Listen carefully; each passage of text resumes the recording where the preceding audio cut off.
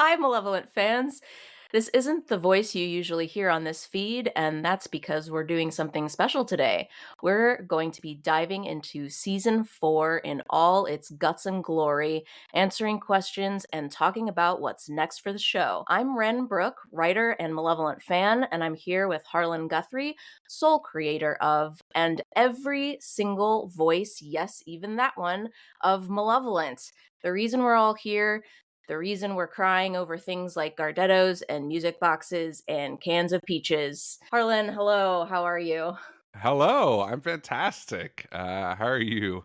I'm pretty good. Thank you so much for doing this and having me. I'm excited to chat Malevolent. Yes, yes, lots to chat about.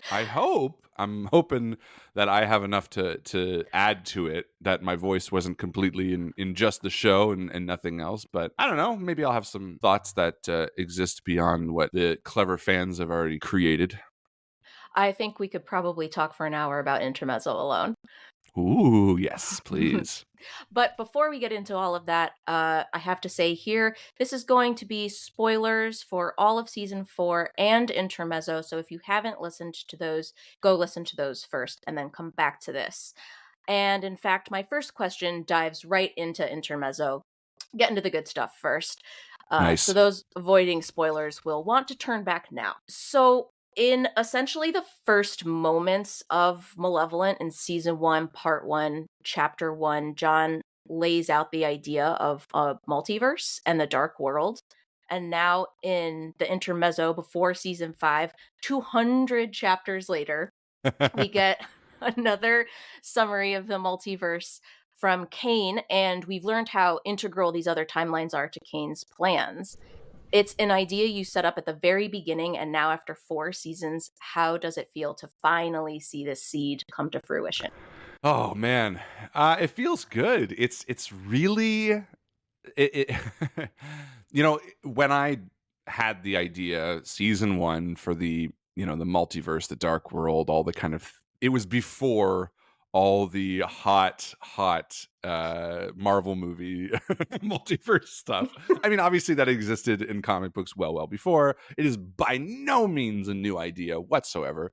It was also something I had used in my role-playing campaigns. I always loved the idea of connectivity, interconnectivity through characters that you play. You sit down in a D&D game with me. Well, what if your character in this, is a long distant cousin from this other campaign that we played? I just always found that really comforting and really fun. So it was something that kind of carried over from my RPGs. But Intermezzo was kind of, yeah, it was the final point that I got to clarify. And boy, did it take a long time to like crystallize it in the script of what the bigger picture here is in Malevolent. To agree, yes, it's all led to this. I know a lot of people, especially in season 2, when I think the show started to really blossom and people were asking, well, how is this going to be satisfying if he's just writing it chapter to chapter? And I would always say, well, no, there is an underlying theme, there is an underlying kind of feeling, and there is an underlying story. And I think season 4 and Intermezzo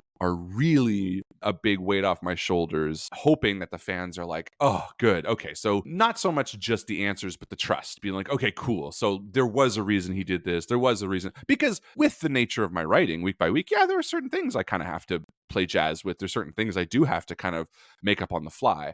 But I don't want that to be the cost of the larger picture that Malevolent's going. So it feels really good. It feels like a weight off my shoulders and exciting, frankly. I want to see all the theories really spinning now.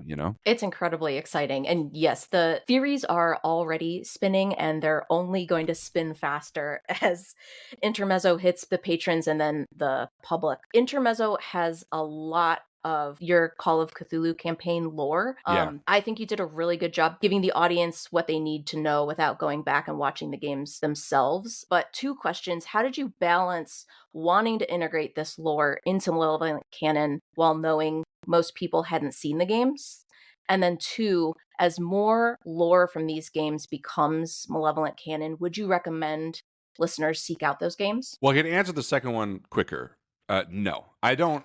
There's a lot with the old Call of Cthulhu games that I want to not really worry too much about. But B, also, it's just a huge, it's a huge time sink for people. And truth be told, the stuff that I'm taking from them is summed up more or less in intermezzo, so you don't need to worry too much. I think the benefit or the beauty of it is going back kind of is like watching the behind the scenes footage from Lord of the Rings. It makes things a little better. You're like, oh, Aragorn broke his toe there. That's so cool. That's where the connection came. To me, it enhances Malevolent, but it doesn't answer it. So I wouldn't say don't bother if you don't want that. But if you're done listening to Malevolent and you need more, they're the perfect kind of outlet. And how was it balanced? What was the first question? How did you balance wanting to integrate this lore knowing most people haven't seen it? Yeah, it was tough because it's a real, verbal payload being dropped by Kane, who typically isn't somebody who's serious in the way they try to, give exposition and stuff like that. So it's funny because I tried to make it really playful, and then there's a point where I writing it was like, I think I'm losing the audience, and Kane is kind of like, get it? No, okay, look here, and then he just like really breaks it down Cole's notes, and that was like purposeful. I was like, I should double beat some of this stuff to make sure the important bits land, because I recognize how difficult it is sometimes to just hear somebody, even someone as entertaining as Kane, to just like lore dump on you. But for the most part, I think I've done a pretty good job of including enough of those games that I want to carry over in small drips and drabs to make what Kane says a connection rather than a whole new piece of the puzzle. You know what I mean? He talks about Henry McFarland, who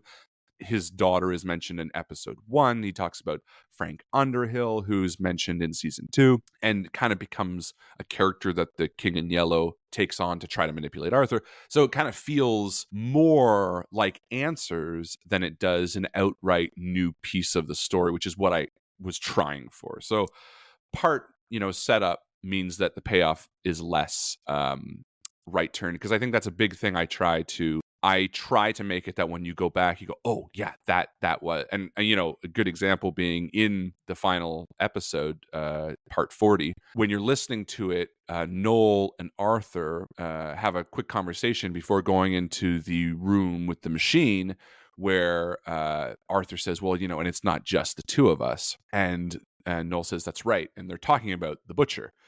But I kind of wrote that trying to be clever because I really didn't want to tip my hat. I really You wanted the got butcher me. reveal to be a hard twist. Well, I think I successfully got most people, Oh, and yeah. I'm excited to expand on my motivation for that. But anyway, uh, I wanted it to be vague enough that people would automatically assume, oh yeah, well obviously they're talking about John, but also going back being like, oh, they're talking about the fucking butcher. So when I set up things like that, I feel like that twist is a little bit more earned. And again, I think that's a big part of that balancing act in the end, where it's kind of like these are answers more than just new lore. Everything in part 40 and intermezzo felt so earned. And I agree, it was a sigh, not of relief, but of, yes, we're here. Yeah. And being so excited to see what's next, We're also. getting the big storyline now. Like we're getting, because when you think about it, you know, season 1 and 2, well, season 1 was about getting Arthur and John their own bodies back. Season 2 was about more or less escaping the Dreamlands, but also with that as a sort of subset, like getting their bodies back. Season 3 was really just about like survival. Like it was about, we got to get the fuck out of here. And then their motivations changed. And then season 4 was all about getting to the Order of the Fallen Star. We don't really know, or we didn't really know, what the author had in mind for like the series. Like, why does he say it ends after season 6? What is the main plot here? And that was purposeful, because I didn't want to introduce the main plot point in season 1 or 2 just to have it drawn out forever. I want it to be more of like a, here's what I want, here's what you can do about it, and now go do it type vibe. So it feels really good for me as well. You mentioned the amazing twist with the butcher, and when you were writing Prelude at the beginning of this season, did you know how big of a role the butcher was going to play in the season, or did you think it was going to be more of a one-off and he grew as the season expanded? I definitely intended him to be a major antagonist, because at the end of season 3, I sort of intended Larson to be this shorter villain. Solved in season 3 was my mind. But again, with the Patreon choices and the way my mind kind of has to reset every week to kind of see where the story goes, I ended up really enjoying him and being like, you know what, this feels like kind of a bigger figure, ironically, in such a small kind of like weenie body. Um, so, like there was some serious consideration even at the end of season 3 that when Arthur came up to the mansion, that he was going to kill Larson. And then I kind of tweaked it and thought on it and thought, no, you know what, this makes more sense and it's more satisfying if Larson's completely gone. So, retooling of villains and stuff like that, made me consider, okay, well, if I like Larson now, I need a more minor villain. So I really wanted to do that introduction of like the minor villain type trope. And but I fully intended that there would be a cat and mouse game. It's funny because like starting season 4, I knew the vibes of what I wanted, and I kind of wanted this like New York detective brutality. Like I wanted like slamming of trunks and shotguns and like splatters of blood, and I wanted panting running down the street, and I wanted like chasing, and I don't know, the vibe was like more 70s New York exploitation cop film than straight up Malevolent. And I think there are moments in there that I succeeded at that. Ultimately, I don't think it would have worked if I tried to do the whole season like that. But like that whole Butcher arc where it's his perspective is really, I could point to as what I was really aiming for season 4. Like kind of brutal, the way the Butcher just blows away that guy who's like hiding in a closet is like so perfect in my It's so mind good. for the tone of the season, where he's just like, okay, chuck chuck bam, and you're like, oh my god, this is fucking horrible. It's brutal. And I always knew that I wanted the Butcher to be that. And I think what was interesting is as I wrote the Butcher, who I was a character I was familiar with, and Arthur, the similarities between the two, the dichotomy, the reflections, the brutality, the nature of, killing and all that kind of stuff. I enjoyed their conversations. And what I did see, and I think a lot of the people saw, those who, shipped them or made them friends or whatever, saw also this kind of like duality in their personalities. And as that came, that's when the realization dawned on me of, oh, you know what? I think there is a route here where the Butcher has turned and come to respect his prey, his quarry, who's now kind of got the drop on him, more or less. There's like an honor amongst thieves type vibe from the train episode. I never intended that the Butcher would befriend Arthur at the end or be on his side. However, I knew the character well enough that he had honor in him.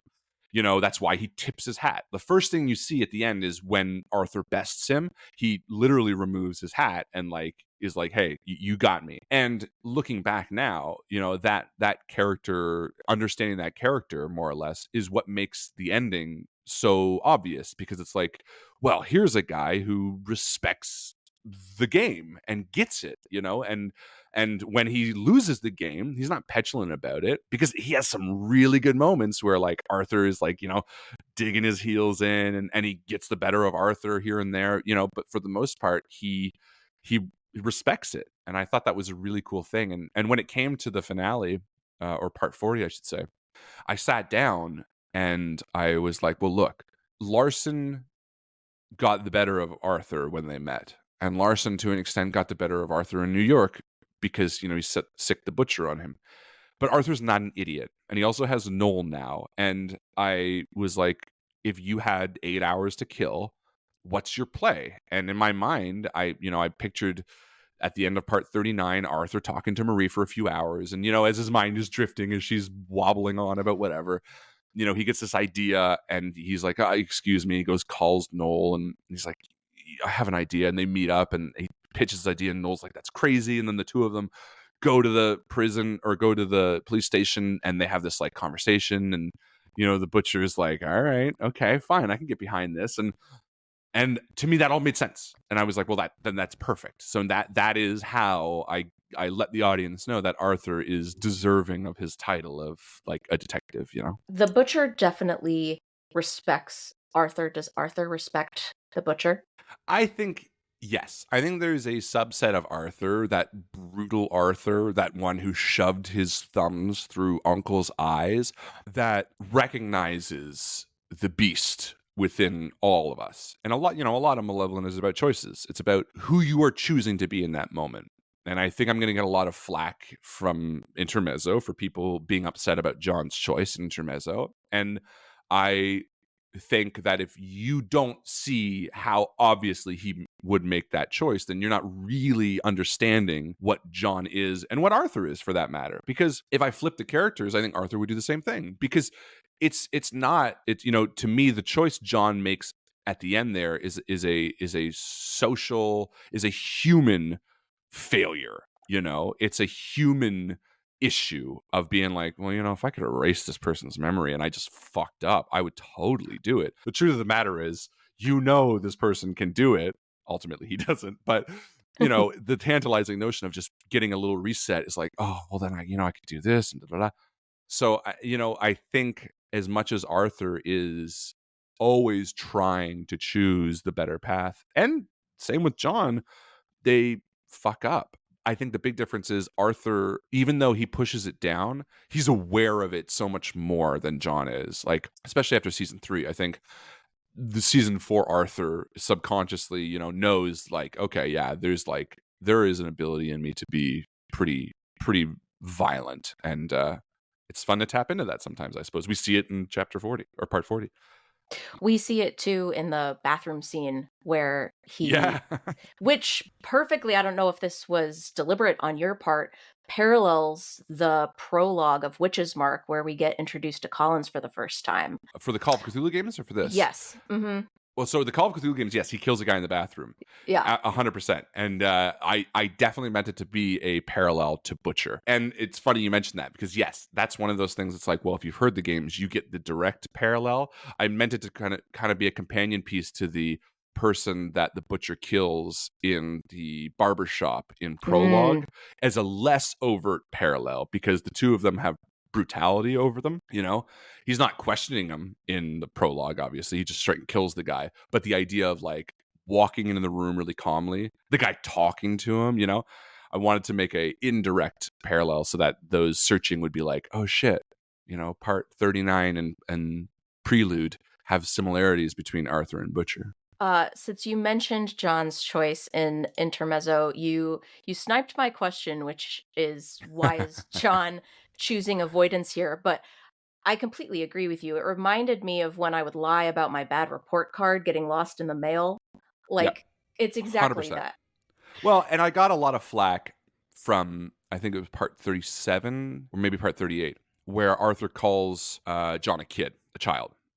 There's a certain subset of people who were believing that I was trying to imply that those who ship them, that there's some sort of like belittling going on. That wasn't my intention. Arthur calls John a child because emotionally he is, not physically, but the fact that Arthur is realizing that John is only new to these concepts. And the idea that, I mean, and maybe this is just from my perspective as being a parent of a 6-year-old and a 4-month-old, like, my son can walk up to me, put a hand on my back, and say, Daddy, I love you. I'm so sorry you had a terrible day.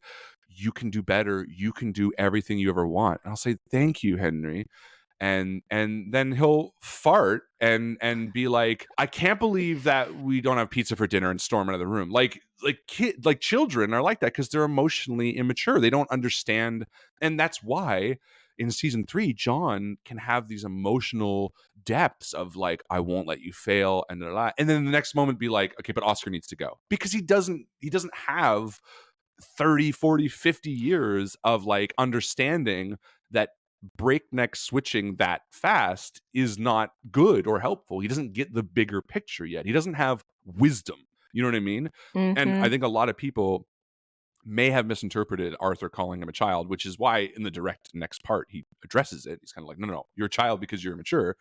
And I think that's exactly exemplified in Intermezzo, when you tell a child, I mean, are you telling me, like a kid, a 6-year-old kid who was exactly caught for, having their report card lost in the mail. And then you said, listen, we can pretend this never Never happened, happened. and I will erase mom and dad's memory, if you'd like. That kid would go, yes, I'll take that, please. Yes, please, that. Like, Absolutely. to me, it's so obvious. Yeah. Yeah. It's anywhere on the emotional spectrum of 6 to, like, 16, he has so Yeah, much teen in him as well, of the, like you said, totally. not having those emotional tools, not having a toolbox at all, which Exactly. does come from experience, but then also married with, he has memories of being an all-powerful Oh my being God. Yeah. and getting everything he wanted all of the time. Yep. It's like a spoiled kid, and then up until 8, and then bringing them into a house where they got nothing.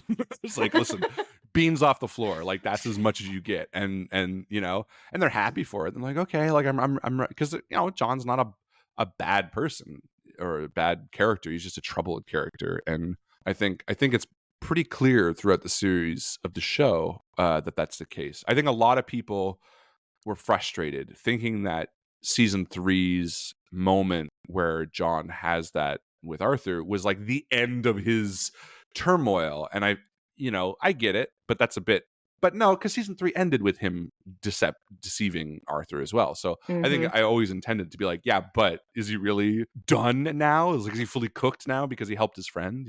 Absolutely. And it seems like this season, John has really been wrestling with what is his next move beyond the Hmm. deal. What is his identity? In part 40, you say he's a broken mirror for the King in Yellow and he doesn't fit with the King anymore. But it Hmm. also seems like he's struggling to fit inside Arthur more and more. He uses the term prisoner and voiceless. So, where is he at the end of season 4 now? Yeah. I mean, I think John is being introduced to that part of humanity, or I suppose childhood where, you've outgrown, I guess, adolescence, you know what I mean? Where he's no longer a child where everything is like done for him. And he's always been struggling, with Arthur to an extent, but he's kind of ebbed and flowed to the point where, maybe there's been moments where he's laid back and be like, you know what, I'm actually going to enjoy this ride. I'm just going to help. But as he becomes more and more mature in a way, he's also recognizing that there's a line in episode 40 where the King in Yellow, where Arthur says to the King in Yellow that you'd be trapped in Larson, and John sort of says trapped, like kind of realizing, or not realizing, but like reminding himself that he is a prisoner. And I think one of the big changes in his character in 40 is that we learn that John has a new ability, which is that he can now project himself outside of Arthur, which A means, okay, well, what other abilities does John have? Does he have the capacity to do? And B, how does John feel about all that kind of stuff? And obviously, season 5 is going to have to first and foremost deal with the betrayal of what the hell John just did to him. But I think, and I'm excited for season 5. Season 4, I wanted to focus on Arthur. We get nightmare flashbacks of Faro's birth. We get to visit his father. We get Arthur to interact with all these characters. Season 5, I intend to be more like, not necessarily John focused, but to dive into his mentality, without spoiling too much. I want a little bit of the other side of the coin now to kind of understand where he's at. So I think we're going to see a really interesting realization from John. And yeah, without spoiling too much, there's going to be some opportunities early in season 5 where John is going to get to kind of for the first time lay out who he is for the audience. You know what I mean? I have a few ideas for some really cool episodes because we get to see a lot of Arthur's side of things, and we don't get to see much of John's side of things. So, but suffice to say that I think we're only just about to see where John sees himself and how he feels about all of what's been going on. For better or for worse, because obviously there's moments where I think, like anybody, John feels powerful when he gets to pull Arthur out of the brink. Power is a big theme. Being powerful doesn't make you better, which is echoed by John, which is something Arthur says not even to him but to Yellow in season 3, in the finale. And here we are also kind of we have to acknowledge that Arthur and John are struggling for power in an emotional sense, like the reason John was so comfortable, and this gets addressed in I think part 38 as well. The reason John was so comfortable with Arthur in the end of season 3 is because he had the emotional power. He got to pick his friend up. You know how validating that feels if you're in a if you're in a relationship and your partner is crumbling and you're like, "Hey, listen, like you can do this." Of course, you're being loving and caring, but you also have this thrill of like, I just helped somebody. That feels so Mhm. good. You know what I mean? And I think a lot of people think that feelings like that exist in a bubble. It's like when you have people online handing bottles of water to homeless people. It's like they're filming it for a reason. They're not just doing it because they're good. They're doing it because they also want people to make them feel good about doing a good Mhm. thing. And that's why the many shades of humanity exist in Malevolent. I've never ever tried to make these characters two dimensional, and I think it's much to the chagrin of many listeners because they think, well, no, John is good now, or John is bad now, or Arthur's good now, Arthur's bad now. And I feel like since day one, it's been like, no, that's not. If anything, that echoes the multiverse theory more than anything. Is that there are so many versions of us, so many ways that we can be perceived, that Arthur in one episode can say I'll never hurt another living thing, and in another episode gouge the eyes out of a weird Uh, ram person. So long story short, we'll see a lot of John's true mentality in season 5 is my plan. Interesting, very interesting. That makes me think about the 2 kind of bottle episodes we got this season and you playing around with format, and Yes, makes me 100%. I have a format idea for season 5 that I think will be really fun. oh, that's very exciting. Going back to season 4, John. So before part 39, the only significant time John communicated to a living thing, not counting the king or Cain or any other entities, was Lily in part 20, where Mm. he has Arthur impart final words to her. And then he doesn't have a voice again until part 39. And Hmm. John's first words that are ever spoken aloud to another human being are, I feel at times like a prisoner, voiceless, unheard. Hmm. And then he finds instant empathy in Noel. So how did meeting Noel change John this season? And in the trajectory of John's story so far, how important is this moment of being heard? Oh, very important. I think the audience picked up on that right away. I think that moment was more or less specifically engineered to be a counter to how he felt about Oscar. Like John was introduced to Lily and humanity, days ago, more or less, in that. But what we now know with Intermezzo is that he also spent a long time in the dark world between Lily and coming back to Arthur. And season 3, when he comes back, we don't know how long he's been gone, and he's just kind of thankful. He's like, "Oh my god, yes, thank you." He's kind of the opposite of season 1, where he's just manipulative. Now he's just like thankful, which is why it was so easy for him in season 3 to kind of be like, "Okay, everything's great, everything's great. I got to do this thing with Cain. I got to fulfill my obligation, but everything's great. It's fantastic." Now he is sort of falling back into his old ways as New York is kind of playing out, and he's realizing, oh God, no, like this isn't the savior I thought. I'm out of the dark world. I'm feeling better, but I'm still lost in this.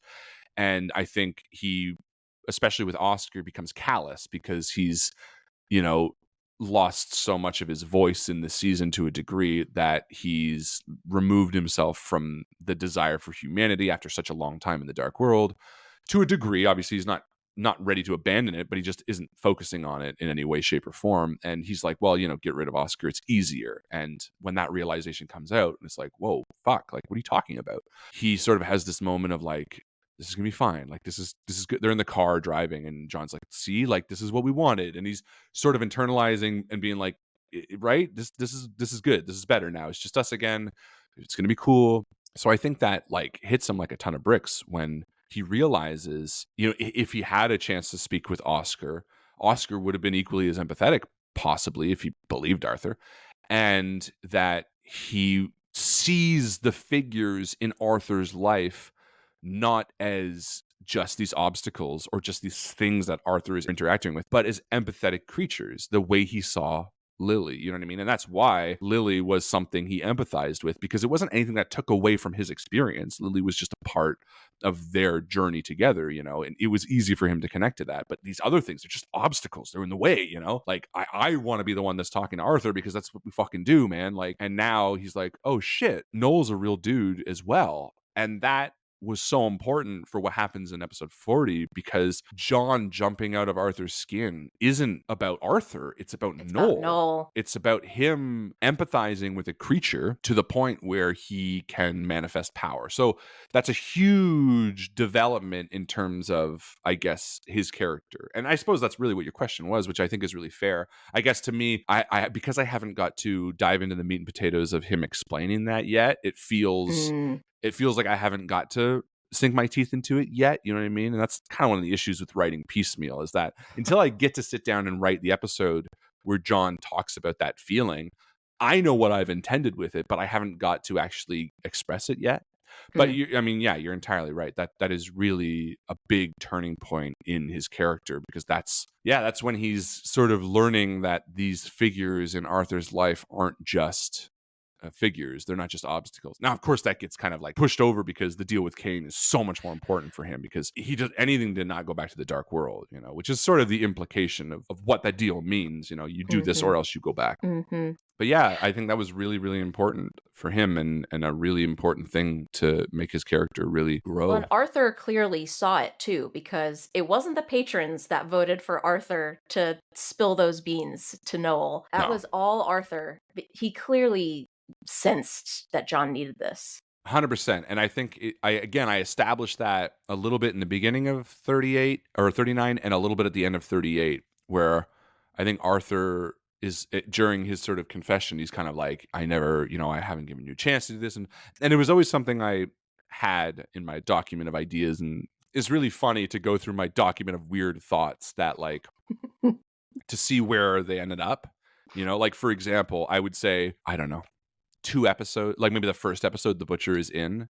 The first episode the Butcher is in, that he talks about hearing music. I wrote down in my document, Butcher's head explodes.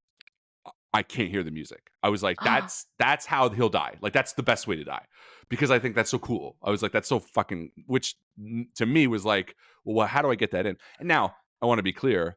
A lot of the ideas I write down, if the choices don't make it happen, they just get scratched out. But of the ideas that haven't been scratched out, that was one that ended up kind of getting its path.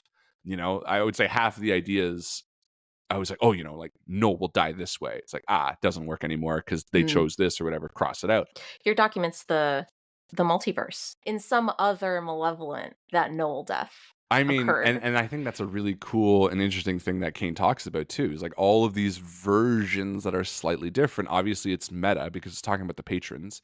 And I think I was really, really excited to make that scene, because that's the first choice. And I think most listeners understand that. But that scene in Intermezzo where Arthur and Parker and John and Cain are in the closet, that's the first choice of the entire series. Do you fire? Do you shoot Eddie? And then, dark third.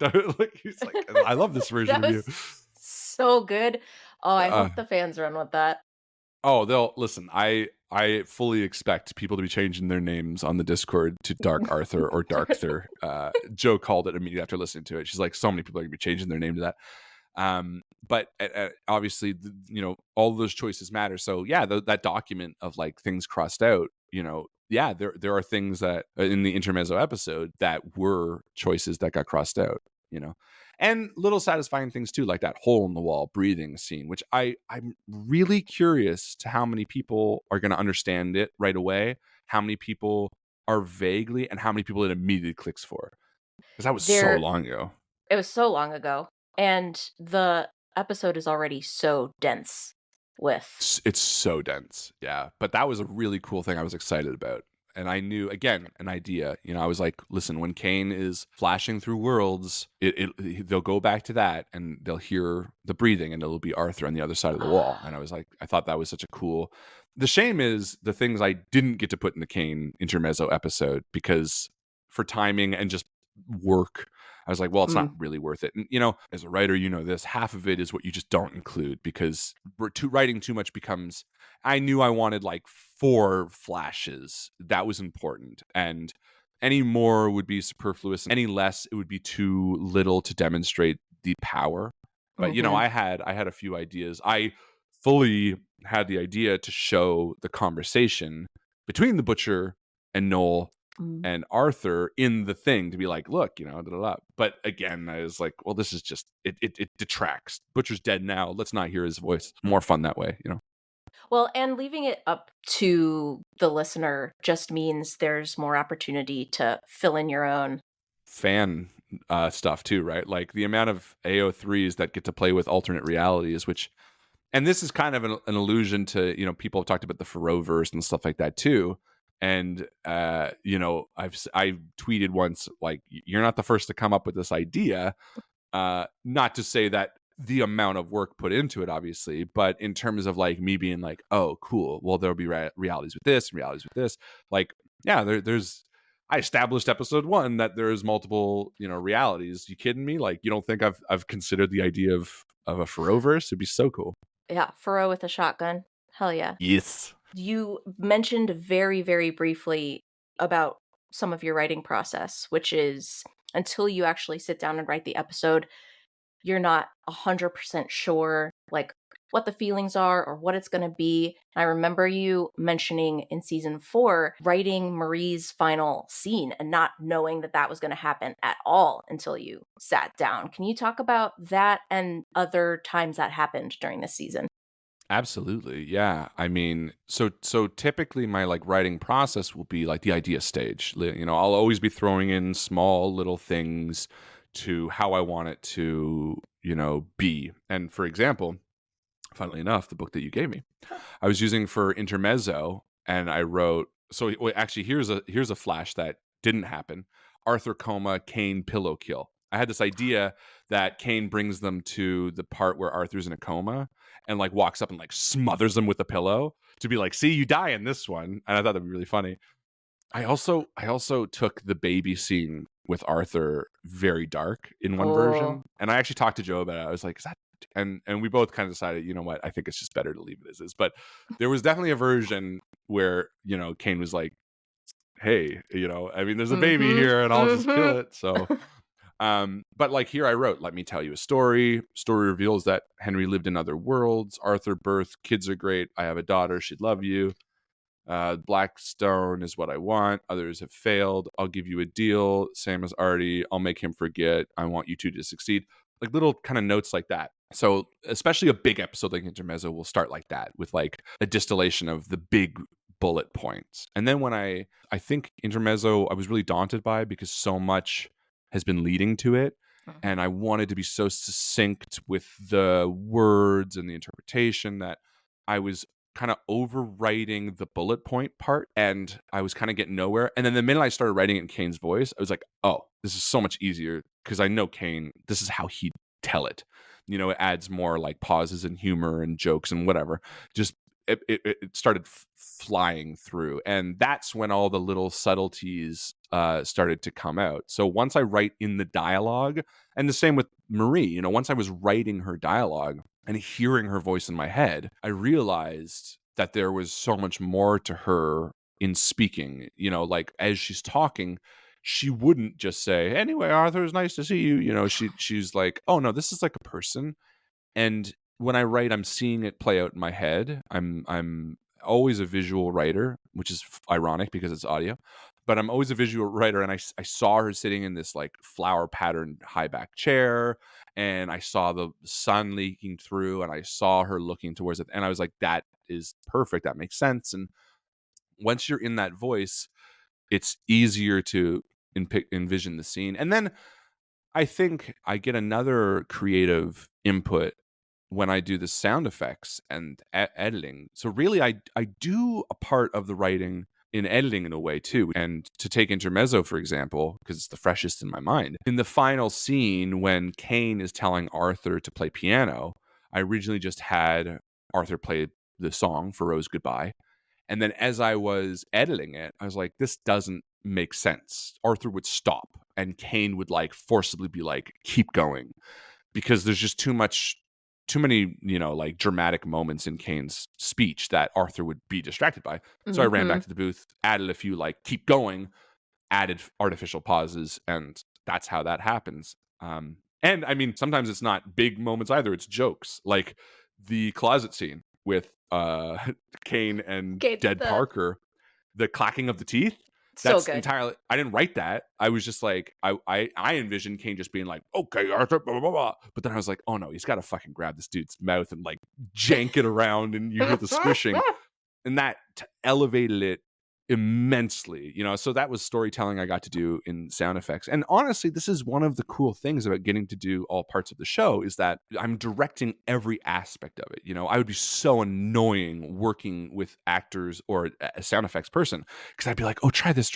It's so nice to get to do it myself, because as I'm listening back or as I'm remixing, I'm like, oh no, this needs a little bit more of that. And it's really, Mhm. really nice to get to do that. So writing in the voice gives me all those kind of moments, and writing doesn't stop, I think, until I give it to Joe to listen to, and then even then she'll be like, oh, add a pause here or something like that. I have to also compliment your Kane voice, hearing him in Intermezzo, especially after so long. It's like Mark Hamill is the Joker level good. Oh wow, thank you. Yeah, Kane's easy to slip in because it's just me with more like just energy. Honestly, the toughest thing is just when to record, because I'm like, man, that it takes a lot of like Yeah. yelling and laughing and like like all that kind of maniacal heated stuff. And but yeah, there's a few, it's funny because there are a few moments in Kane's speeches in 40 and Intermezzo that again weren't written, but I just really liked. Like there's a part where he's talking about Arthur and he's like, you just can't really do that. Yes. And he kind of like laughs to himself. It's very weird, but I really like that. That was just like a recording booth thing. And We I'm got so not much like, more of his personality this time, I feel like. yeah. Well, and it's funny too, because I tried to walk the line, because I don't want him to be too cartoonish. Like I do want him to feel like you could listen to part 19 and part intermezzo and feel like it is the same character. And I do have the tendency sometimes to, I mean, John sounds so different from one to now. That is purposeful, because I do wanted that. But I do want, and I do think, especially in Intermezzo, there are moments where Kane is more like calm and like kind of like he Mhm. was in 20, which is purposeful. But it's really nice to kind of know what a character sounds like in Mm. your head. Just an unhinged version of you, I suppose, with a lot of energy is Kane. You wrote a lot of new voices this season, Mm, introduced a lot of new characters. Which one yeah. was the easiest to slip into, and which gave you some struggles? No, easiest. New York is like more or less like pretty. It doesn't. I mean, and it doesn't really matter if it's like New York or Boston. Like, it doesn't really matter. Like, Noel could be putting it on fake. You know what I mean? Marie, once I found her voice, was really easy to do. Well, I should say this. Sometimes I'd have to like retake it because the speeding up sounded a little too artificial, and like I would say there's like one or two words in season 4 that I kind of wish I retook. Not a big deal. I would say in increasing difficulty, Oscar was like kind of up there. Butcher is like in the middle. There were sometimes like Prelude, Butcher is like really Irish. 40, Butcher is a little less, but I'm not too worried about that. Like, I think he was putting it on, really, frankly, at the beginning. And Oscar was more difficult just because certain words sound really Mm. weird to my ear trying to put on a Scottish accent. I would say top, though, was the Grand Vizier. The Werner Herzog was Werner really Herzog. fucking tough. Once I got into it, I could do it. I'd have to like talk like him for a little bit to try to, but like it also kind of like sometimes slid into Jamaican weirdly. Like, I guess because there's like an enunciation thing. I don't really know. But Grand Vizier, I think, was by far the toughest. Oh, you know what? Easiest, Larson. I should have put him first. Oh, Larson is fucking simple. My God. in every way. Oh, he's my favorite character in the show, I think. He's such a fucking shitbag. I cannot get over him. In episode 40, I was so happy with how much of a fucking dick. I mean, when he shoots Noel, it's Oh my god. I can picture, and you know what? Like, I grew up on 90s movies, and like I feel like the 90s were the height of like the petulant villain where like Mhm. he like shoots and runs away. Like without a doubt, one of my favorite movies of all time is Robin Hood, Prince of Thieves, and Alan Rickman is like the most fucking weenie, Yep. like he's such a, and like the part where Robin Hood bursts in the room at the end and he like grabs May Mary and like kisses her, just it's like such a fucking scuzzy Nice. thing. So But slimy. he's also, but his portrayal is also so pathetic. Like it's meant to be, which I love. I love that villain. And you don't see enough of those types of villains. They're either like way too bad, like, listen, this is like really super serious. Like this guy's tough. Or they're like not really intimidating. And Mm. I love the little middle ground of like a really pathetic, weenie little character who's like also violent and a piece of shit and intimidating when he wants to be, but like still always under the guise of this like little dweeb. And Oh, I yeah. just I love him so much. We love to hate him. It's a Yeah. lot of fun. He's a great villain. I, I And I do think so. I must say, I'm really proud because I think season 4 really exemplified or really solidified him in my mind as like a proper villain because of just because he's such a yeah, piece of shit. Yeah. such a piece of fucking shit. Oh, Yeah. I love it. And And when he's like his crawling on the end, ground. Oh, oh, yeah. And you could just like feel the smirk. Like, why are you yeah. smirking? Like, fucking stop it. I'm Oh, so glad that he got a fate worse than death. I'm so he glad. did. Yeah, he's I'm really, yeah, his eyes fucking blew out of his Oh, head. And gets kicked to the tree. My favorite though is like I think all of his path led to his no. And I think I said in the Discord, but there's a line where Kane is like, "Don't you fucking get it?" And he's like, "No, I no. don't. Like, no, like explain it for me, please, daddy." And Kane's like, "No, you fucking worthless piece of shit," and kicks him out of there. He's like, "You don't get it. Like, we choose our names. That's the whole theme, bro. Like, you don't Narlathotep is nothing to me. I'm Kane, idiot." Mhm. Yeah. Oh, it's so good, especially because Larson does this reveal that a certain subset of the fandom has been looking forward to for so long, but he does it in such a like simp, Yeah. you know, Yeah, like simp. you're That's it. simping for the great old ones, bro. Like, Well, this is and then why Kane just Arthur shuts him despises down. cultists. Exactly, exactly. And then Kane just shuts him down. So who fucking cares? That's my second favorite line Well, of and the that finale. that is also one that I have had since, oh my god, I can't remember. That one is probably a season 2 idea that I wrote down. When I was just like, because people were online and they were being like, "Oh, I Kane's Nyarlathotep and blah blah blah," and I remember being like, "Oh my god, who fucking cares? Like, it's not about that." And then I was like, "Oh, that's what he'll say," and I jotted it down immediately, and that was like my big like, "Oh my god, it doesn't matter. It doesn't matter who he is. He doesn't. He would have said if it mattered." Like, anyway, it's Yeah. funny. Speak on that a little more because you use some references to the greater Cthulhu mythos Mm. stuff. You take names from books, but like the Grand Vizier came from a book, but you changed around the powers a little bit and you really make it your own. And you famously said you have never and will never read Lovecraft because he's a piece of shit. Yeah, So speak still on haven't. using those influences for your own, and then also, I mean, knowing that the fandom is going to go buck wild with their theories the moment you introduce any of that stuff. Well, I'll say this then and keep it brief.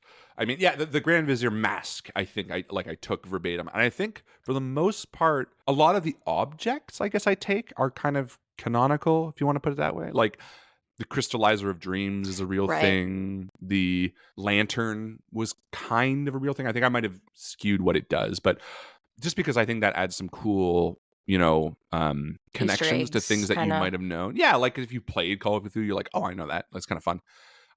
I know I've jazzed a bunch of them up and changed my own and The stuff. But Glass of Lang, I think, is one. yes, yeah, that's right. Yeah. But in terms of like, and I think Intermezzo is a really nice kind of answer to that. And what I'm basically trying to say, or what Kane outright says, is like, the way you think you know these gods, the way you think you know any of this in this world is no longer the case. Shub-Niggurath, this like great old one, is just fucking gone, like dead, doesn't even exist in all these other worlds, and you only know about it because she was deleted from this world. Me, what you think of me? No, I'm none of that anymore. I'm whatever the fuck I want to be. And when Kane's ultimate goals come across, it's going to be even more revelatory, I suppose. Like it's going to be very interesting to see like what he actually wants, because I know people have theories and they're wrong. But the idea that the things you know in this world are no longer the case is really my theme. And I struggled with a way to articulate that. I think that the piano analogy ended up working miraculously well, I think, in my mind. I think it worked really well, and especially because it ties into the way that you talked about opening portals, which is also music-based. These Yes. very deeply musical-based ways of Yeah. describing undescribable things. Exactly. I was really proud of that, and then the fact that he gets to actually play it was just it's like, okay, this all works out really, really well. Which is the only part of Intermezzo I wrote pre. I wrote that before I started working on the finale. I wrote Kane's explanation of who he is, just so I could kind of work backwards from that point. But I knew this was where we were going to end, which is very different from any other season. Every other season, well, definitely season 1 and 3. Season 2, a little bit more idea. I was like, okay, I know I want to end with the king confrontation. So that's why also it ends on a nice clean 20. But like season 1 ends on randomly 12, and then season fucking 3 ends on like, I don't know, 30, 28. 28, just like random, because those seasons were like a little less, here's where I want to end with it. Mm. But yeah, you know, the gods in this world in Malevolent are very much skewed, altered, different versions. Because if we can extrapolate that Kane is this version of Nyarlathotep, one where, excuse me, but when he says, you know, I killed them, When he revealed that, I lost my mind. yeah, he says, I killed them, executed by this one. This guy. You know, that just, you can then kind of assume, okay, well, what other truths are about the gods? I mean, we already know King in Yellow fractured. We know that the real King in Yellow was yanked from the Dreamlands and thrown into Arthur, which to me is a really fun piece that I think is alluded to. I don't know if I cut it or ended up in the episode, but the Dreamlands have been a lawless waste since the beginning of season 3, which is kind of cool. There's no King in Yellow there. What does that look like? You know what I mean? Like, what the Yes. fuck is going on there? And you know, and so much of this is about not giving the whole picture too, right? Like I love people trying to extrapolate and figure out things like that too. And I, in a large part, don't want to give all the answers. I just want to give enough to make people feel satisfied, and, you know, nip a few things in the bud. Who was breathing in that wall in Addison? Okay, cool, check marked, done, that's closed. You know, what would have happened if we had shot an Eddie? Done, check mark, closed. You know, I want certain things completely wrapped up. Who escaped the pits, you know, and because that's satisfying for them too. But there's still a lot of the mythos that I do want to keep kind of vague, so that people can make their own assumptions or guesses, or I get the opportunity to surprise people. Absolutely. Which you did very consistently in part 40 and Intermezzo. I'm really proud of Everybody. that. Yeah. Yeah. I would agree with that, honestly. I was really, I think there's like 3 big, I did not see this coming. And I think the first is the butcher working for them. Mm-hmm. I think the second is John being projected is probably the biggest one. Mm. And then I think the memory wipe fake out is the big one for Intermezzo, which I was really proud about. And the I didn't say I would close his ears. Yeah, that was fun. I really liked that. So good. Thank you. You already knew where this season was going to end, which you said is pretty different from your other seasons. As you got Mhm. closer to the finale, did it get harder to maneuver everything into place? I think I do enough, like, theorizing and jotting little ideas down to really, at the end of the day, when it came to the finale, it was about assembling them. I would say my biggest failure with the finale was just how long it was, honestly. I didn't, it's for multiple reasons. Number one, I wanted to end on chapter 200. I think around chapter 187, I was like, I can nail this out in, but that came ironically as a result of lengthening the farm episodes purely because, well, my daughter was born around that time, and I was like, okay, well, need to slow down a little bit. But also, I was like, I'm enjoying the scene. I'm enjoying Oscar. I'm enjoying what could happen. I'm enjoying the revelation of that little arc, which is who Scratch is, which is really Mhm. fun. But I just kind of enjoying myself more. But I think what it did was it made me realize, oh, I want I want season 4 to end on part 40, and now I need to make it really lengthy. And an hour and 40 minutes, I recognize, I hope the negativity will be like, oh god, that's long, but I'm happy about it. I'll just find the time, rather than be like, oof, too long, no thank you, because I do recognize that people's time is precious. But that's why public release splits up into two pieces. So Yeah, I doubt you're going to be seeing a lot of that, knowing how many people come to this podcast by binging it in as short as I think I've seen somebody just like not take a break at all to a weekend or like a week. People love getting through, true. partially because of the plot and the mystery. The way that you do cliffhangers makes it impossible to stop listening. And then the characters, Arthur and John especially, their relationship and wanting to see where it's going, and are they going to continue arguing, are they going to evolve in their relationship, True. Well, so thank i you. i don't think you're going to hear a lot of complaints about the finale being long. I think it's going to delight people, in fact. I hope so. I mean, there definitely will be complaints, but yeah, you're probably right. I probably won't hear much of them. Um, but yeah, I mean, I would say that was my only quote unquote failure, because I mean, I ideally, well, also it just run myself ragged, like Right. every week I was It's a lot of making work. 23-minute episodes. So it's like an 11, 12-hour workday, more or less in just, I might just be staring at a page sometimes, but or helping out with the baby and doing other fun things to kind of supplement my time. But for the most part, it was a lot. And I'm officially going to say, for anybody listening to this, and I'll probably make a post, season 5, chapter 1 of season 5, whatever, 201, it's going to be nice and short. Chapter 2, 3, 4. The first few parts are going to be back in Yeah. like the 30 to 40-minute range. Do Good. not expect anything big, Good. because I need to reset the pace. It needs to drop Yes. right back down. 100%. Yeah, you can't have those big meaty No, friggin' and also, 25-minute chapters. well, exactly. I mean, it's not, it's never what I intend to do anyway. It was never Yeah. really meant to be uh, an over hour show. It's always meant to be like a 35 to 45-minute show. I Since you mean, knew where season 5 was going, some might say, not me, might say the votes might not matter so much since they can't totally derail the plans. But you and I know the votes matter. So mm, speak on the votes for a minute. What do the votes represent to you, and why do they matter? happily. It's so interesting. I think, and actually, I would love to talk about this, because I think a lot of people misunderstand what like votes mean. When we think of voting, we think like, I mean, if you're American, I suppose. I'm not, by the way, but if you're American, you think, oh, this candidate or this candidate, and that's going to like change the course of your entire 4-year whatever. You know what I mean? But like, when you look at the votes, I would urge people to look at the roots of a tree maybe more than a this or that. Meaning that some choices, yeah, they're influential, but the reason the butcher came to the end was because of a choice in maybe the train episode, or maybe a choice in the Daniel episode. Like, these aren't choices that decide the fate of a character. They're choices that lead to a path that alter the entire direction of where the show ends up. Now, season 5, whether episode 39, Noel had nothing to do with Arthur, Marie was dead, and Oscar was standing next to Arthur in the rain, still would have said, okay, we're going to go to the Order tomorrow. Like, that always would have been the case. But Mhm.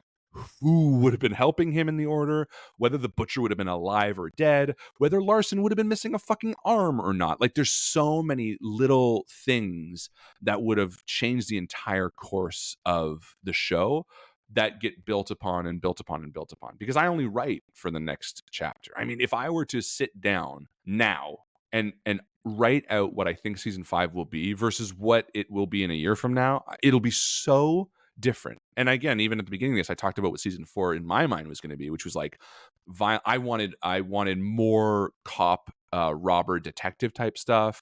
I wanted more like, I mean, fucking even that hotel and this. I never intended Arthur to, meet Oscar at all. Really, that was a distillation. I never intended for Scratch to be introduced the way that Scratch was going to be.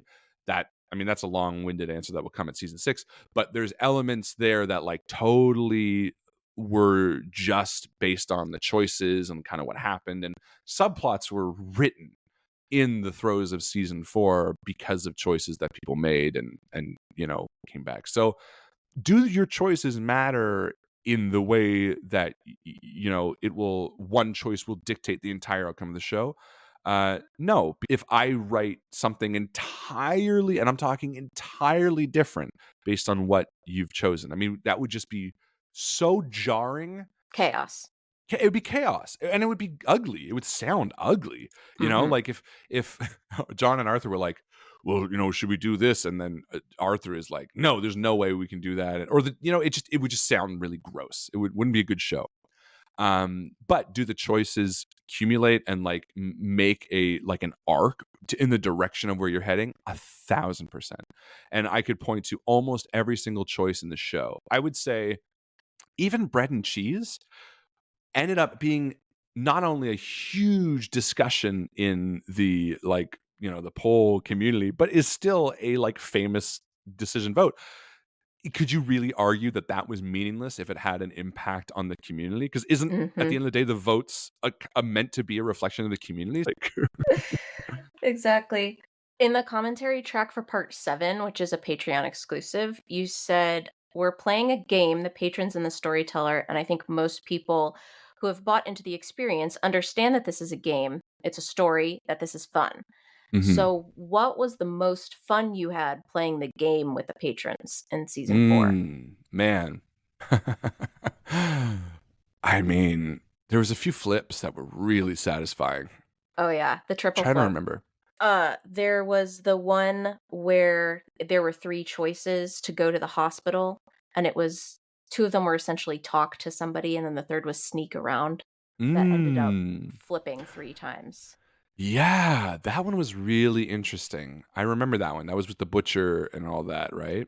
But the flip that I remember being really fun or satisfying was, God, what are the other flips? There was one that I really liked.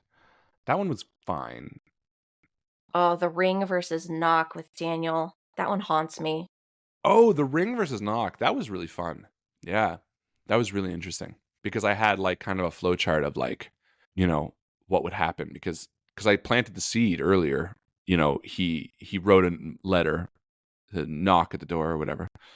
I can't remember which I went with now, but I think you guys Oh. chose the wrong one, didn't you? Oh, we definitely did. Yeah, we chose, Yeah. Not to that you would ring. have known. There's no way. And that's the thing too. People are like, "Well, what's the right answer?" It's like, well, A, sometimes there's no right answer. Mhm. B, sometimes there's no way to know the right answer. That's Like, exactly right. Oh, yeah, and in the Discord, we have so much we own our L's. We are like, "Yeah, maybe we shouldn't have gone upstairs. Maybe Oscar people are wouldn't have pretty good with lost an that. arm," you Yeah. know?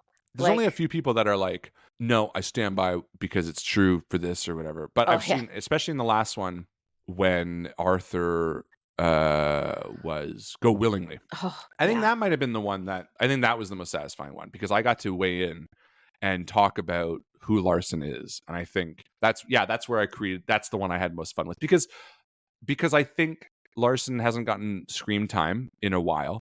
But also I think a lot of people didn't really understand what I was leaving breadcrumbs for in terms of who Larson is, like, and here's a guy who's eating an apple across from Arthur at the table. Like, what kind of person do you think that is? Is this a guy that's asking you a question? Do you go willingly? Like, seriously?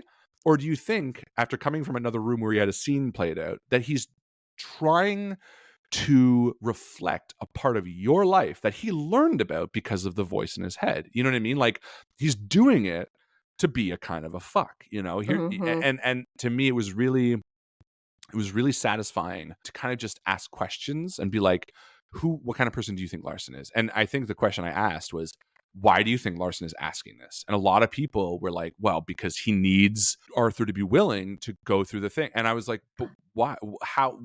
Where does that come from? Why do you think that? And they're like, well, Mm. in part 12, you know, so it was really kind of nice to like, not coach, but like kind of walk people through their own um, theories. Assumptions. Yeah. Well, and I mean, I have said this many times. It's so often, and there's a famous Sir Arthur Conan Doyle quote that's been in my mind because I love playing murder mystery escape games and stuff like that, where it's like, you know, don't let your theories lead to assumptions, or rather, what's the It's quote?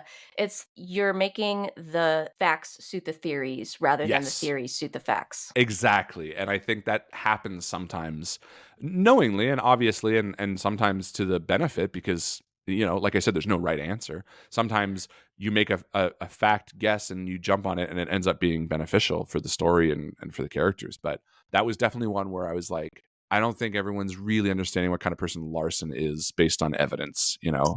Yeah. I loved that because sometimes you do let us just run away with our assumptions and we make just somebody says something that becomes something else and then that becomes the cornerstone of the vote all of a sudden. And 100%. sometimes you let us run with that, but for this one, I really liked how first it was we were gonna try to get a crit for not willingly, Yeah. and that was what was going on in the first, like, 24 hours, and then you came in and said, Who "Okay, said but Arthur what needs are to be the" alive to use the machine? Yes! Yeah. And then all of a sudden we were like, "Oh, no." So then it was tied for most of the weekend, and then you came in again, and we had, like, this great dialogue about Larson as a character, just beyond even the vote, to be able to have a creator and have it be like a trusting, open, respectful space to just talk about a character Mm. almost like a DM, you know, sitting around the table after a session talking about the NPC. And I just love it. Well, and I think that's a big thing that sets the show apart that I think and going to your question when you talked about people who get the game and people who don't get the game, that's exactly it. That's the game to me. Like for me, people might say I'm a creator and yeah, I am, but I like the way you phrase it almost where like there are times when I almost want to be more of a DM and be like, yeah, but what do you think this guy's doing? Because that's the fucking fun. Like this is all just a big game and it's a big show and it's just about, you know, a path of these characters and there's no good or bad. There's no right or wrong. And to me, when you understand, and I think another question I was asking too is like, okay, so you want to go willingly. How do you think Noel would react? How do you think John would react? What the Mm. people around you right now, what are they gonna say? You know, and people will be like, well, Noel might be okay with it. I'm like, would he though? Look at this guy who's like spit in the eye of yellow for 10 fucking years. You think he's going to be like, yeah, Arthur, go willingly, you know, like understand where you're at. And to a degree as a GM, I often, or a DM, often I'm like that too, where it's like, you know, I've played a bunch of convention games and convention games are always the best for bringing new people into the game. And one of the staples of Call of Cthulhu is treat the game real. Like treat it like you don't have 100 hit points like in D&D. You have like 6.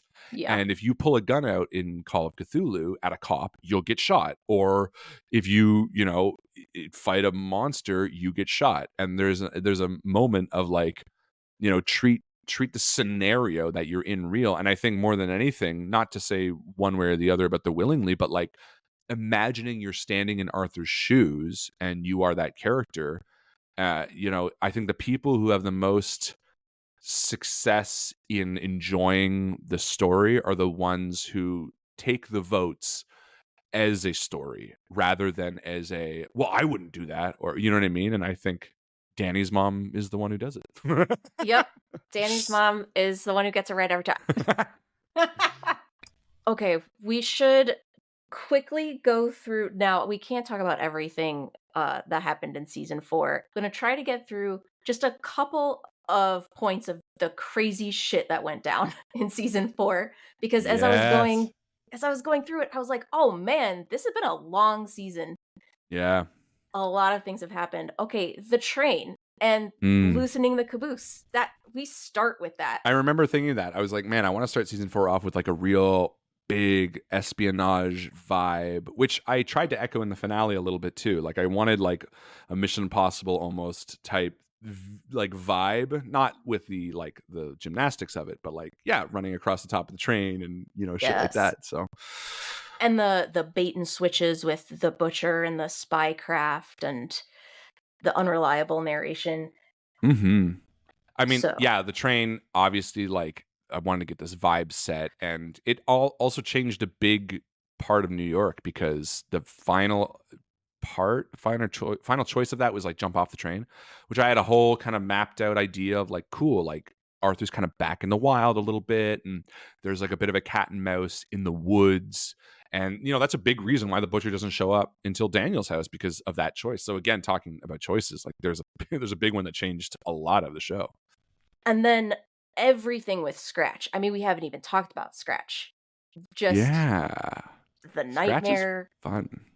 Scratch is very interesting. Really proud about how that came out. I knew I wanted in fact, Scratch sort of came up because the butcher was in the back burner because of that choice again. And like I wanted a little bit more of an antagonist, but Scratch, as we know from the episode where Scratch was quote unquote banished, there's kind of something more there. And I don't want to give too much away, but I will say that Scratch is not over. Very much. I mean, we have the woman behind him that Yeah, the woman who's been mentioned, seen, and now interacted with. yes. Do you know who Yep. that is? Did you figure it out? Did they Lilith. figure it out? Yeah. Yeah. We know who Lilith is, right? Yeah. And I kind of hint at it in Intermezzo as well, which is really interesting. Yes, I noticed that. Uh there's some people on the Discord that are going to be extremely happy with Yeah, that I mean, line. I think it's no secret to say that that is also seed planting for a But bit of a bigger part. I think that's a yes. season 5 thing too, which will be really fun. Now there's another seed I planted in Intermezzo too, which I'm really interested. I don't think people are going to pick it up until the beginning of season 5. Interesting. Actually, I won't say it. I won't say it. But okay, you have to cut this. You have to cut this. But I'm gonna say there's gonna be a cool thing about. So, and I've teased this in the Discord. I don't know, like a month ago, where I was like,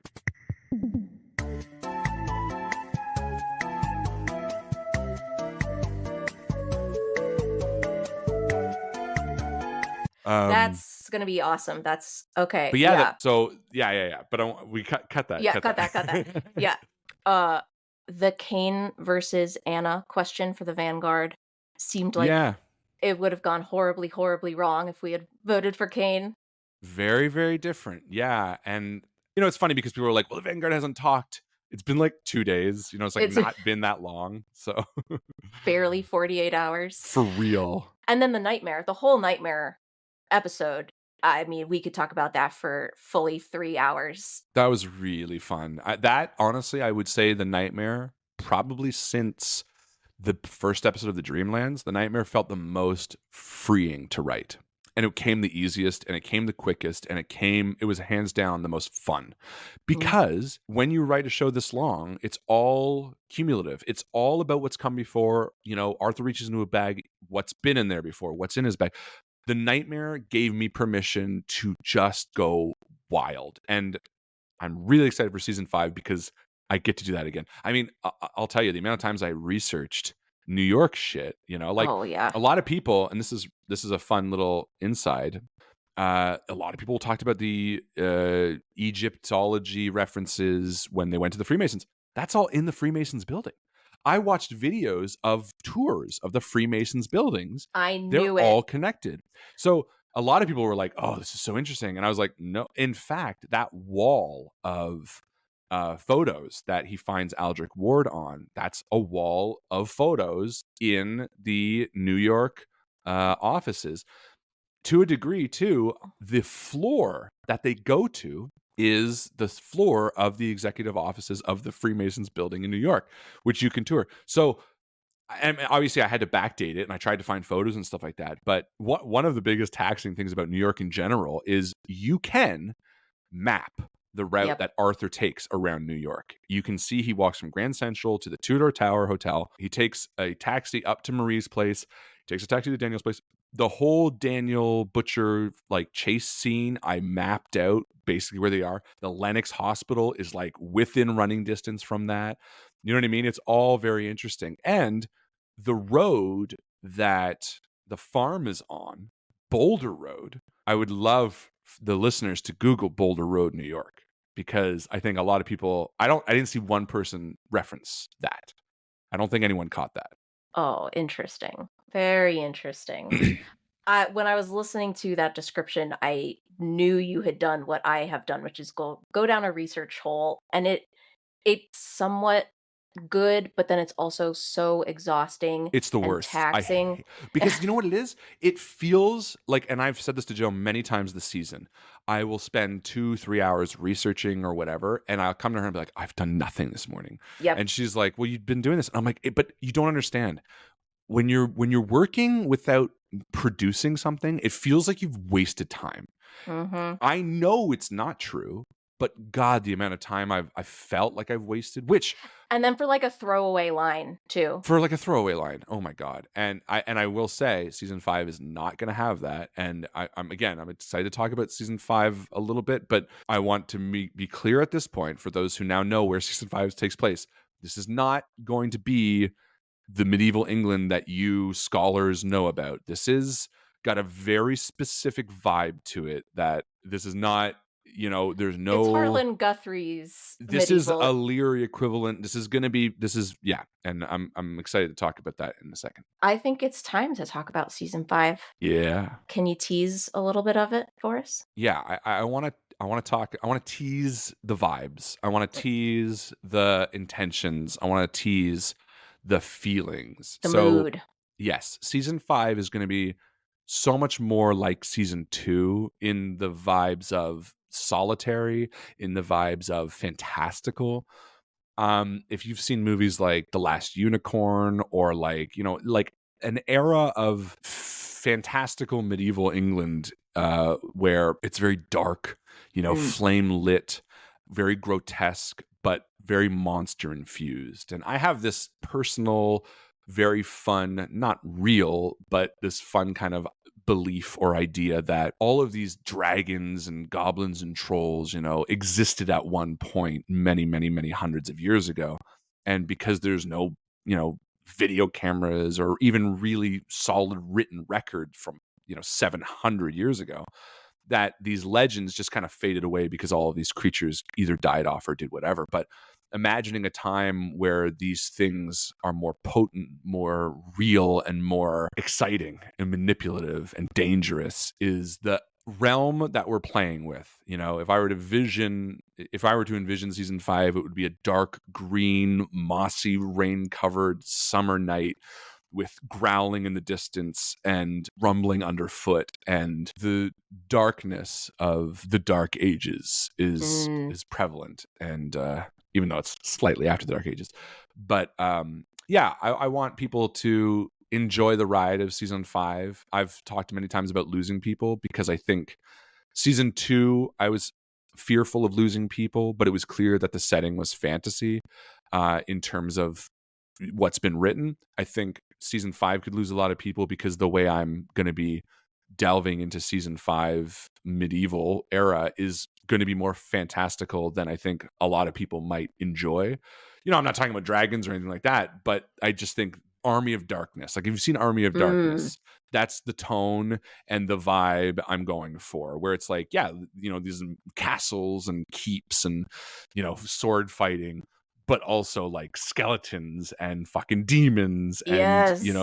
pit creatures and that kind of thing. So, if you're into enjoying a show and having a good fucking time, I think season 5 is going to go hog wild in that shit. Really enjoyed the more grounded, plotting out New York map route. That's not going to be season 5's vibe as much. So I think that's where I could lose people. But in my mind, That I've sounds fun envisioned, as hell. well, so, and I've said this to you and I've said this to multiple people, like I've envisioned this has always been the path for season 5, and people who have seen the Call of Cthulhu games know that this has been the path. Even Liz has been like, well, Mhm. this is where it's going to go, because said it. If you Yep. watch the games, it's not a secret. It's always been the plan to kind of head there. This is where the Blackstone is. This is what Kane wants. But I think the way that world is going to come across is going to be really fucking fun and scary. A lot of horror too, like a lot more horror in this season, I think. Yes. Well, because horror in my mind is a large part isolation. It's like being alone, and it's so tough to have that horror in New York. And again, I succeeded at the vibes I wanted to do for season 4. I have no regrets. I am so proud of season 4 more than any other season. And I think I'll be more proud of season 5 than I am of any other season, because I want to play with different stuff now. I want to play with, and to a degree, like Divisor came out during season 4 because I needed more horror in my stream. And yeah, I definitely foresee a lot of blood in season 5. Excellent. Excellent. I'm looking forward to Arthur saying, good, bad, I'm the guy with the gun. Exactly. Well, it's funny too, because I was like, man, there's so many characters in season 4, and there's gonna be less in season 5 for many reasons, but one of them also being, it's like there's only that many versions of English characters I can play. Yeah, but it's Harlan Guthrie's England, so maybe they all have different accents. Who knows? That's true. Last question related to season 5. What's the biggest question Arthur is going to face next season? And what's the biggest question John is going to face next season? I think the biggest question Arthur's gonna face is what to do with his, like, with John. You know what I mean? Like, here's a entity that he's time and time again come back to. Okay, like I'll help you, and this latest betrayal is such another, it's like another fucking throw it onto the fire of, oh my god. And I think Arthur is really going to struggle with the idea of, like, how do I fix something this broken, to a degree. And I think the biggest question John is going to face is, who am I? What do I really want out of this? And I think this is season 5 in my mind is going to be, especially at the beginning, because I don't want to tease it the whole season, but leaving season 4 the way we have with John's character, I think season 5 beginning is going to be a lot of John being like, what do I want? Like, who am I? I need to figure it out now. And if it goes according to how I'm hoping, season 5 will be a solidification of John's character before, everything blows up in season 6. I look forward to it. When does season 5 start for patrons? Season 5, chapter 201, will start February 21st. No stopping, no breaks. Amazing. Yeah. Chugging along. Yeah. I mean, I don't know. To me, it'll be one of those things that, and you kind of said it, people binge it anyway. Like, I'm happy to keep it going. I love the commitment and the pressure, and I thrive on it at times. And realistically, in 5 years, when people re-listen to the show, there won't be any waiting anyway. So what's the difference? You know what I mean? Exactly. Harlan, everyone listening is already a fan of Malevolent, but what other projects would you like to shout out? Oh, definitely check out Divisor if you haven't heard that already. That's going to be one of the things I'm most proud of the last year. It's a 7-part horror sci-fi little series about the horrors of AI. I really like it. It's about the length of a movie, so you can enjoy it in one long sitting. Also, Dice Shame. I also produce, act in, and edit a actual play RPG show with my wife and our friends called Dice Shame. And I'm extremely proud of it. It's a lot of fun. I play a very different character than Arthur or John or any of the characters you see on Malevolent. And it has well over 200 episodes at this point. And it is a great story to get attached to. If you just love, following zany characters along on their journey, for characters who are tasked with basically saving the world from the uprising of giants who do exist in the world. And these 4 characters are more or less given this quest from God. And along the way, they, defeat giants and make friends and and some of them even pass away. So definitely check that out. DiceShamePodcast.com. You can check it out. Like I said, I edit and do sound effects on it every week. So it's my other big show. And then, of course, anything new that comes out would be a Patreon exclusive first. So if you're not already a patron, consider joining that. As for myself, you can find me on Substack, Twitter, and Instagram as Mythoscopes. That's Mythoscopes, like the old aromascope. I've got a book coming out in June called Strangers on the Shore. It's a queer found family spy thriller set in 1963. And if you'd like to know more, you can read the first chapter on my Substack. It's amazing. Give it a read now. I highly recommend it. Thank you so much, Harlan. Thank you so much. Are you kidding? And I'll see you on the Discord. Yeah, I'll see you on Discord. Thanks, everyone, for listening. Have a great one.